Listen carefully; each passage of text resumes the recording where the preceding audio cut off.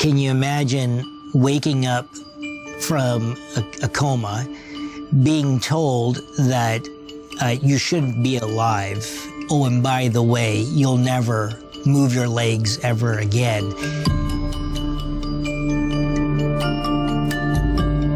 The spinal cord injury community is made up of over 300,000 individuals. On average, somewhere between 15 and 20,000 people are injured a year.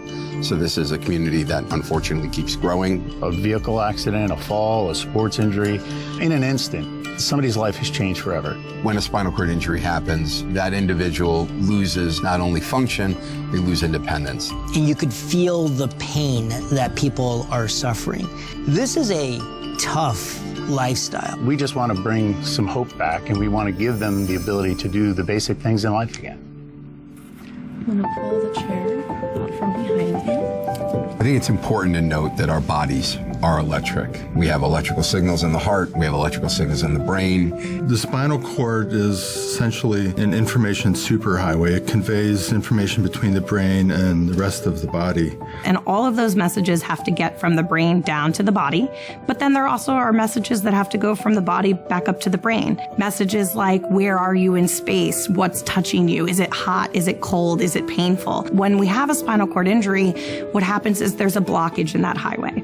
Why is it when I cut my hand or I bruise my hand, it heals, and yet I do the same thing on my spinal cord and it doesn't? When you damage your central nervous system, it's different. The body does a really good job of protecting the spine, and there's molecules in there that inhibit repair. What we see is that the greatest amount of recovery is going to happen in the first 3 to 6 months after somebody's injury, and then the trajectory of the recovery starts to slow down. After a year in the chronic phase, people have pretty much plateaued, and that's where they will be for the rest of their lives.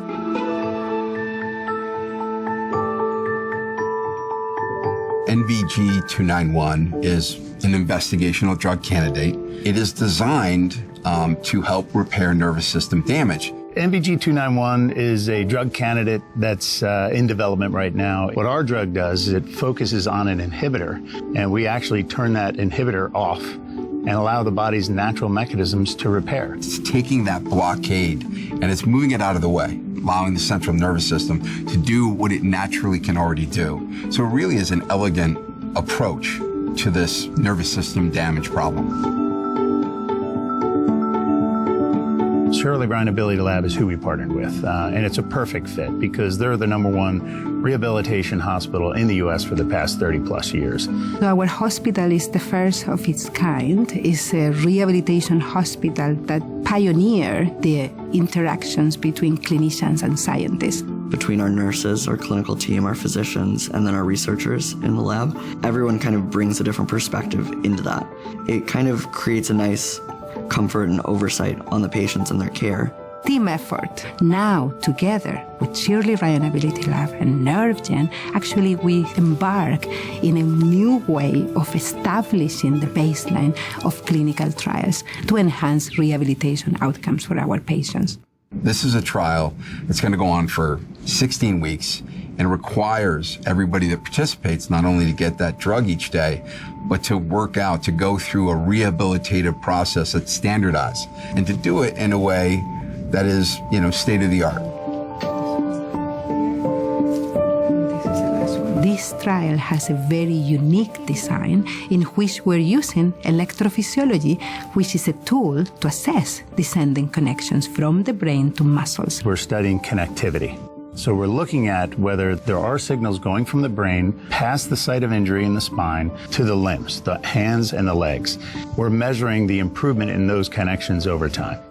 The beautiful advantage of incorporating electrophysiology into the study is that not only can we measure the usual clinical outcome measures, but we have an objective and a quantitative tool to measure the connections, the electrical connections to the muscle.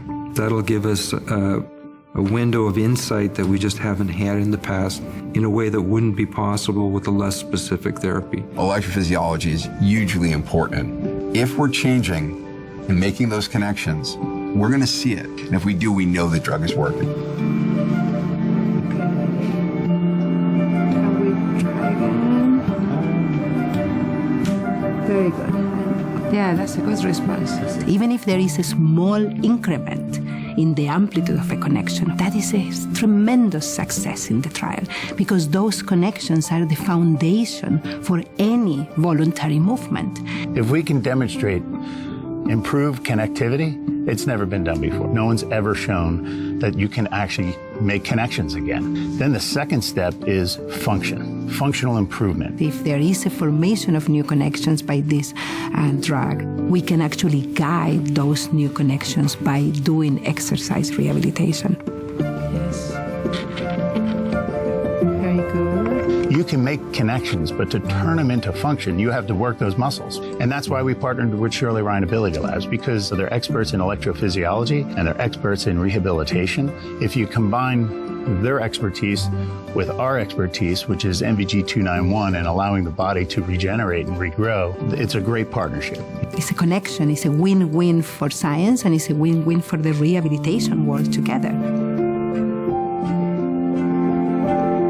People are coming in after a major catastrophe, and if we can help them regain even a small amount of what they lost in that accident, anything that can help improve even marginally someone's life, I would count as a success. When we talk about spinal cord injury, unfortunately, right now, we don't have an intervention that has been shown to cure that injury or to help improve function after about a year or two out. So if it is effective, this would be a huge breakthrough.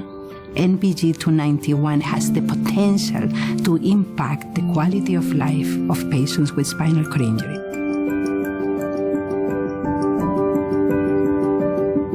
We have to learn from this trial. To help the field move forward, we have to learn from it, like what comes next.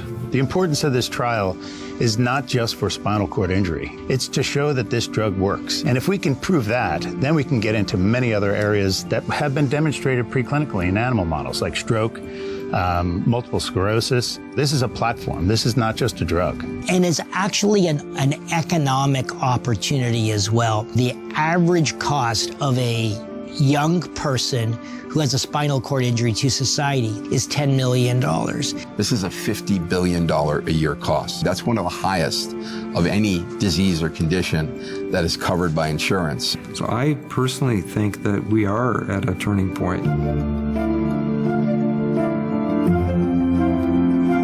What these folks need is hope. The lineup for people to get this is going to be absolutely incredible. The drug industry for a couple of decades has been trying to help spinal cord injury, and all of those efforts have failed. With this trial, you're seeing for the first time excitement in the community. It's not sitting in the lab, it's in the clinic. It's at Shirley Ryan Ability Lab and actually going into patients. So it's been a very, very exciting time.